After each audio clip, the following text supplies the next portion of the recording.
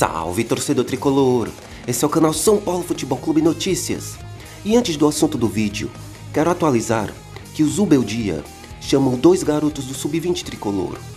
O zagueiro Igão e o volante Guilherme farão parte do elenco profissional nas próximas partidas.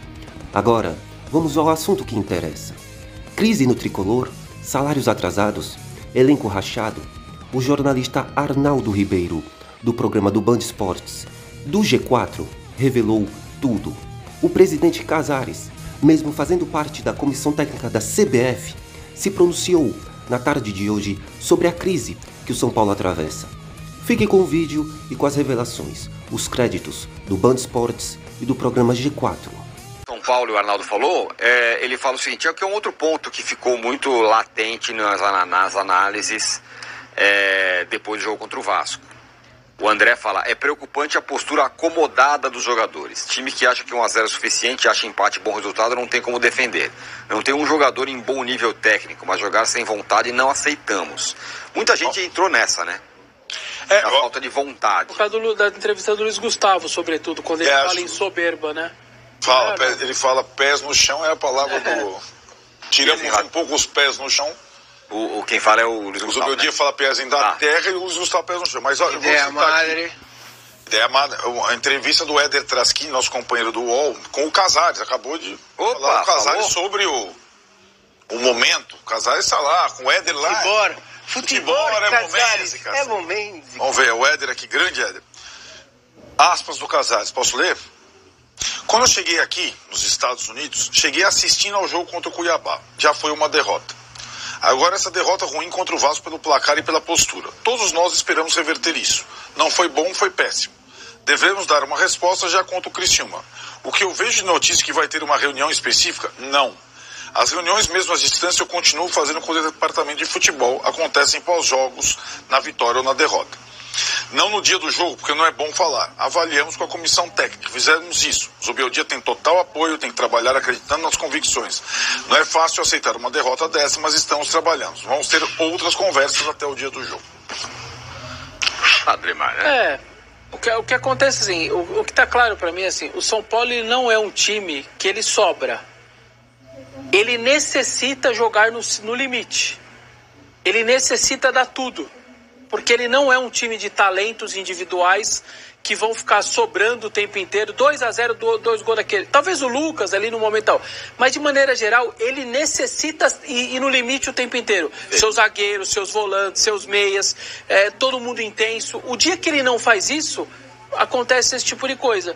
Porque eu não consigo conceber o Vasco ganhar no momento, como você disse, até o Tirone colocou vários desses elementos ali. Estádio vazio, sem nenhuma pressão, torcida pegando pé. Eu não concebo um 4-1 que o São Paulo não tenha culpa junto.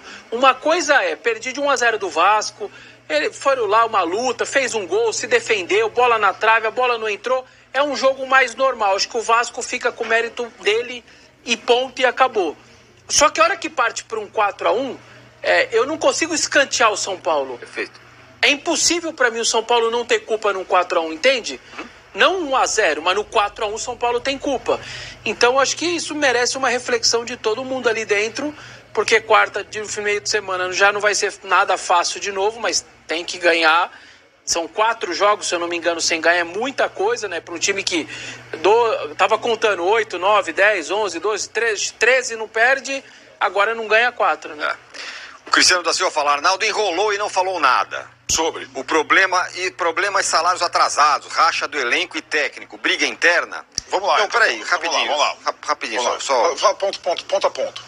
Pontuando não, só, ponto. Rapidinho, Cristiano, assim, eu sempre acho que essas, em crise, com o clube fechado, como são os clubes aqui, a resposta mais fácil é a do salário atrasado, ou a do racha no elenco.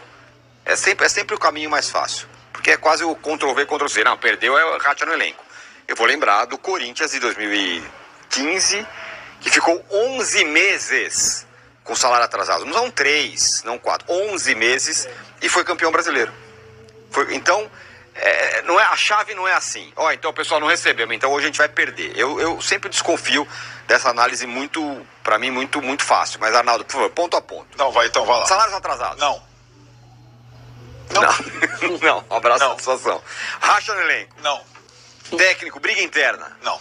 Pronto, tá aí. Então tá respondido, Cristiano. Eu acho interessante porque... Mas só uma coisa, a postagem do Lucas com juntos em maiúsculo não te chamou um pouquinho a atenção? Não? Não, porque o que o São Paulo tem de diferente dos outros clubes nos últimos anos? A harmonia entre torcida e time. Né? Não tem no Vasco, não tem no Fluminense, não tem no Flamengo, não tem no Corinthians, não tem outro lugar. Palmeiras até tem, mais ou menos porque tem a questão da organizada com a presidente. O São Paulo não tem isso. E a questão do Lucas, juntos, é para a torcida não abandonar o time. É para a torcida não ir lá invadir o CT. É para a torcida não ir lá fazer uma coisa que não faz há anos. Né? Essa questão eu acho muito perigoso mesmo, porque a narrativa fácil, e acho que isso surge de uma fagulha, quando um time tem uma atuação dessa desastrosa, o técnico faz tudo errado, os jogadores fazem tudo errado.